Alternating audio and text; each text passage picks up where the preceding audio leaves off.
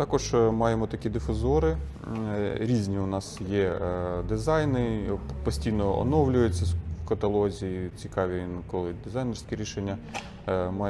Він складається з двох частин. Зараз частина встановлюється безпосередньо в пленум, в стелі, переважно.